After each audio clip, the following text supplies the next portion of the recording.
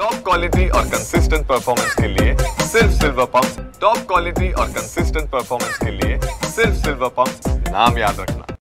मुंबईतले जे वाढते कबूतरखाने आहेत त्या कबूतरखान्यांमुळे कुठेतरी नागरिक जे आहेत त्या नागरिकांच्या श्वसनाचे त्रास वाढते, त्यांच्या आरोग्याबाबत समस्या ज्या आहेत त्या वाढत आहेत। त्यामुळे कुठेतरी जे दादर परिसरातले जे स्थानिक नागरिक आहेत तसेच मनसे पक्ष आहे तो हे जे कबूतरखाने आहेत ते हटवण्यावरून आक्रमक झालेला होता आणि या संदर्भातल्या हालचाली देखील महापालिकेने मागच्या काही काळामध्ये केल्याचं आपल्याला पाहायला मिळालं होतं। मात्र अनेक दिवस उलटून गेलेले आहेत, मात्र या ठिकाणी जो कबूतरखाना आहे तो कुठे हल्लेला आपल्याला दिसून येत नाहीये। दादर येथे हा कबूतरखाना आहे तो तसाच आहे, या ठिकाणी पक्ष्यांची संख्या आहे ती वाढलेली पाहायला मिळते।